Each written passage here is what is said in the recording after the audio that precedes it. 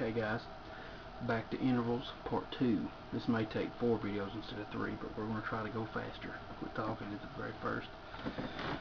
Last time I mentioned 2 books that you can go to, and here is a very handy one. It is Hal Leonard's Pocket Music Theory.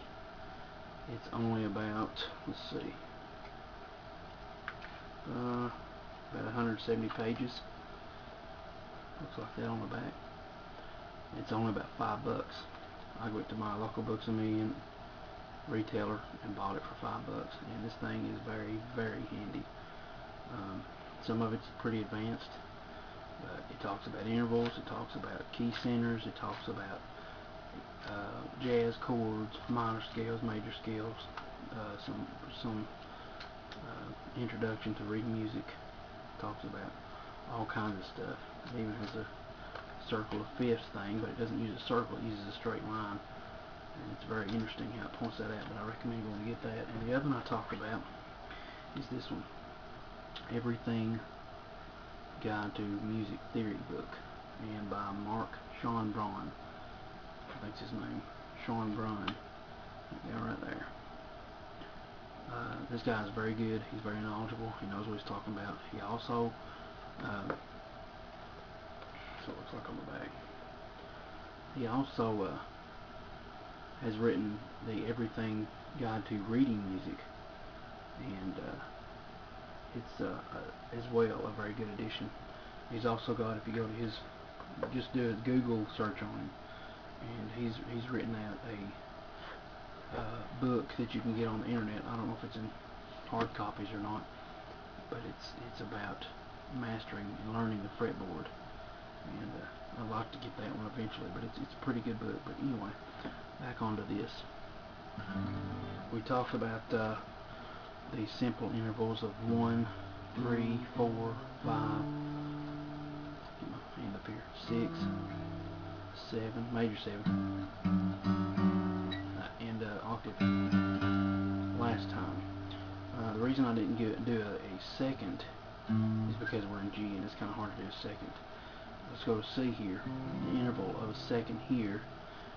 Here's the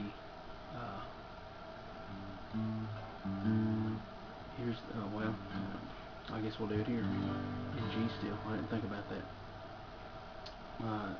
The second is an A chord, A note. 1, 2. So naturally you've got an open A string here, so that can be your second. That's if you were in C, it's kind of like it's another suspended note.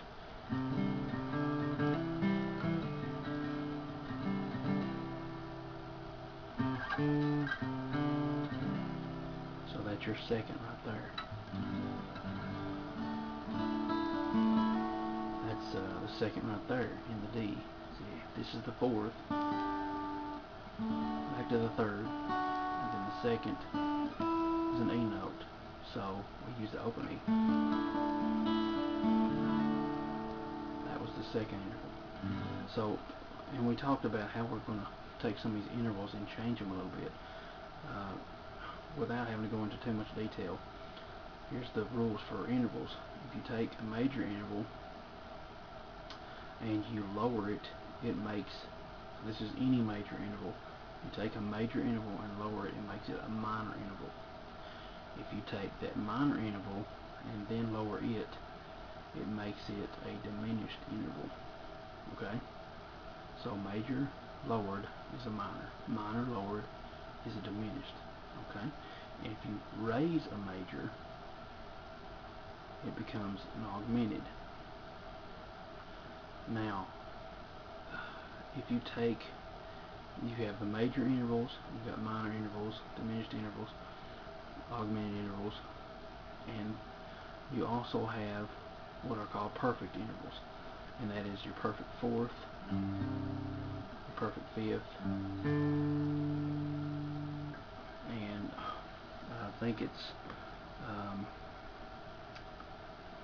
the octave. That's the other perfect. That's a unison because it's the same octave. This is a lower octave. you have to read on into that as to why they're called perfect. But anyway, let's switch some of those around here. Let's take that third and lower the third note, which is the B note. We'll lower it down a half step. When I said lowering major and minor, I meant half a step lower or higher. So we'll lower that half a step from a B to B flat. Hear that minor tone, that drone?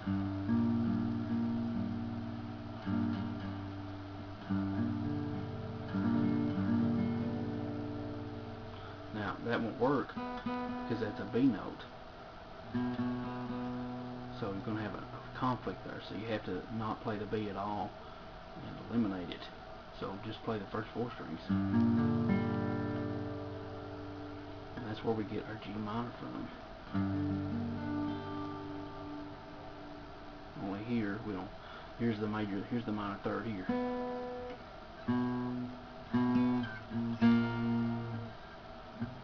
So if we play that open chord, it would be that G string, 3rd fret.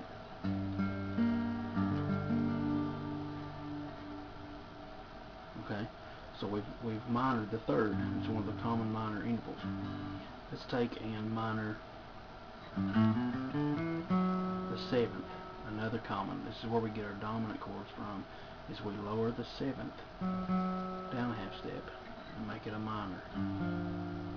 So if we were changing to a C chord and we was playing a G, we'd go to that minor 7th there and make a G7. Is up here. It's an F note. In the G major scale, that note is supposed to be an F sharp. It's the only sharp in the G note, G scale. G, A, B, C, D, E, F sharp, G. If we lower that F sharp, it was a major 7, now we make it a minor 7. Okay. Now if we take that minor 7th and lower it, remember I said if you take a minor and lower it, it makes it a diminished. This is where you get your diminished chords from. If we take a minor 7th and we lower it, that makes that F note an E note.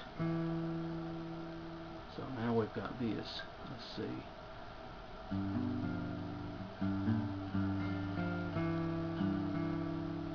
To make a diminished chord though, you have to have a minor. You have to have a minor 3rd, and you have to learn some theory about that. So that's right there is a diminished chord. Just those 3 notes because we diminished the 7.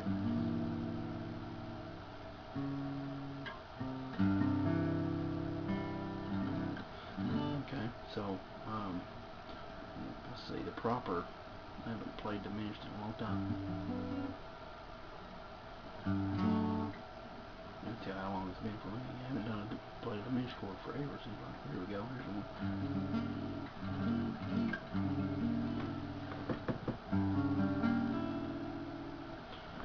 But you lower that G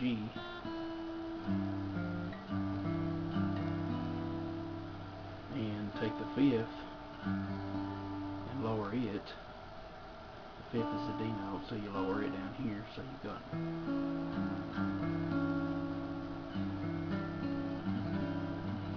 probably a more economical way to note that, but I'm just trying to give you an example.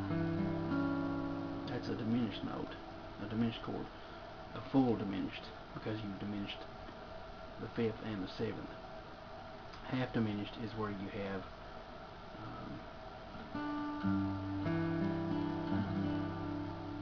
it's a G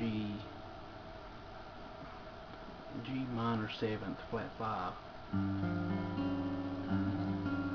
Something like that. It's half diminished. I can't remember. So much stuff going on in my head, but so you got two alterations there, and experiment with some of that. You've got that.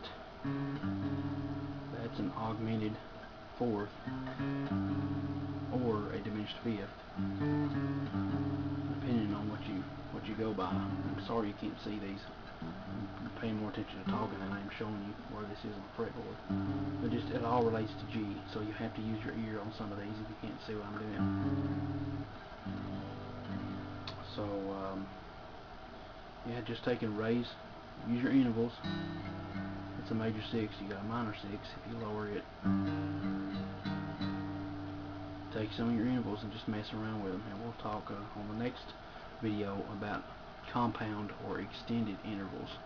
And that's it for this. Thanks for watching.